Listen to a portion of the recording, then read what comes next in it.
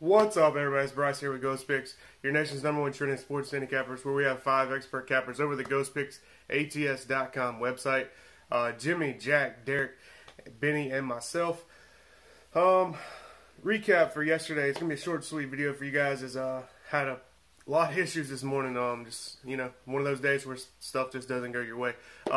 Yesterday recap: 6-unit top tier play, college football. One of the bigger plays that we've had in a while. 6 units. Clemson -2.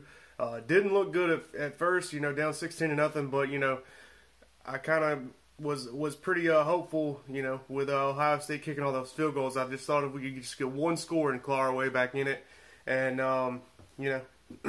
we got the win. Whatever the case may be, however you feel about the way the game went, or some of the calls made, etc.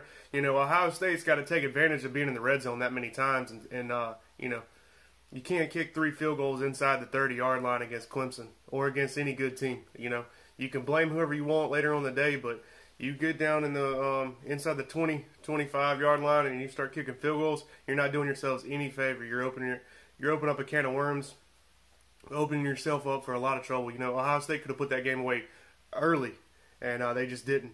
Clemson -2, 6 units, nice winner there. We had 6 units on the Miami Heat -2. I really struggled with that play. I wanted to put it out on the money line, but it was -135 juice, and I just didn't.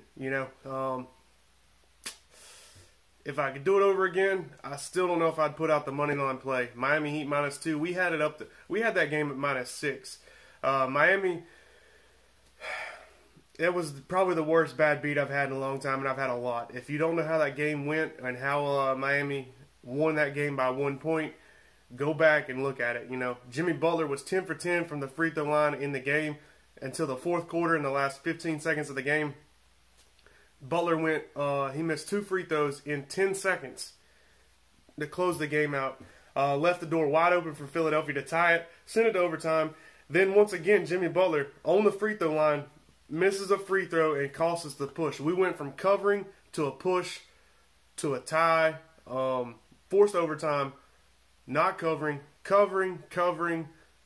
push, and to a loss. It was the worst. I mean, my gosh, that was just a terrible bad beat. 6-unit loser there.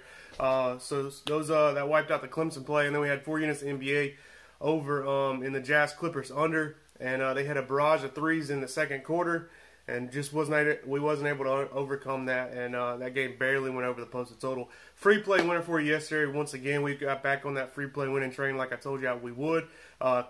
Nets, Rockets, under 233.5. Very high scoring first quarter. Was a little worried, and things just really slowed down from there. So nice winner for you guys there on the free play. If you're playing the free plays alone, I believe we are 4-1. 4-1 in our last 5 free play videos. Free play for you today is going to be the NFL. It's a 425 game. We're going to take the Dallas Cowboys team total over 28.5. Look, Dallas has a lot to play for today. I know a lot of people don't really, might feel a certain way about the Redskins today and then the Cowboys. A lot of people is worrying about the Eagles. Look, Dallas has a shot at the playoffs today. They know it, and they're going to come to play. This week alone, the Washington Redskins put 3 cornerbacks on IR, and Josh Norman didn't travel. Josh Norman wasn't placed on injury reserve, and he didn't travel. That secondary is banged up. They have no running backs outside of Adrian Peterson, and Adrian Peterson is probable for today, which means he's not even 100%, and Dwayne Haskins is out. I do not see any way, shape, or form that Washington Redskins slows Dallas down today. I think Dallas is going to come out. I think they could drop 35 to 40 points by themselves today. I really believe it. They have a great matchup on paper with Pro Football Focus as far as player grades goes. They've got good matchups and next-gen stats. They have everything to play for in this game.